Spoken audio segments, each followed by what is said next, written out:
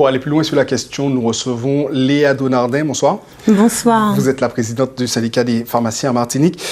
C'est la deuxième mobilisation après celle de 2014. Vous dénoncez donc les ruptures de médicaments de plus en plus fréquentes.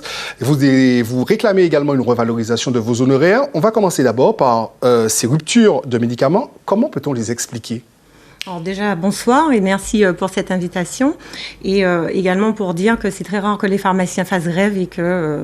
Deux en 10 ans, donc c'est très rare. En effet, mais je pense qu'aujourd'hui, il était temps à la fois d'alerter les autorités et les institutions, mais également d'informer et de sensibiliser la population sur les conséquences de la fragilisation des pharmacies d'officine. Quelles sont ces conséquences ? Alors, elles sont, je dirais, en priorité au nombre de 3, pardon. La première chose, c'est déjà au moins avoir accès à une pharmacie. On a 2000 fermetures d'officines sur les 10 dernières années. Ce n'est pas rien. Au plan national, hein, Au plan national. Les chiffres pour la Martinique, c'est sur les 14 dernières années, 21 pharmacies qui ont fermé, que ce soit à Fort-de-France, que ce soit au Lamentin, à Rivière-Pilote, au Robert. Est-ce que ce n'est pas le signe d'une concurrence trop forte, justement ? On trouve des petites communes avec 5-6 pharmacies. Est-ce que c'est pas le problème de la concurrence plus que le problème de l'organisation ? Alors, pas tant que ça, puisque la vraie problématique est une question de viabilité économique de nos officines également. Et ces fermetures sont le témoin de ces difficultés économiques.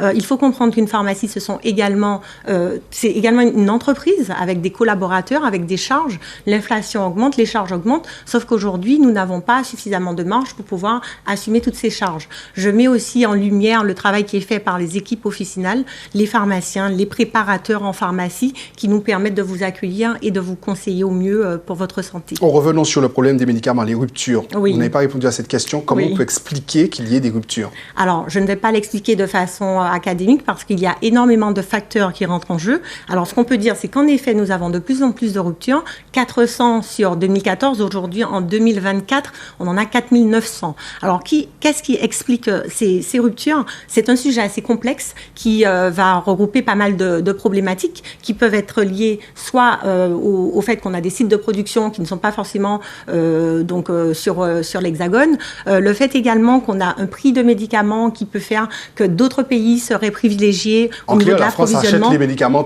moins chers et dernier servi, et donc on se... Alors, il y a de ça, mais pas que. En fait, c'est toute une problématique. Il y est peut-être aussi, et c'est l'objet de notre journée de mobilisation, il est temps que les politiques comprennent qu'il faut une vraie réflexion et une réforme aussi des questions d'approvisionnement des médicaments en pharmacie pour la France. Donc l'État est responsable de tous vos maux ?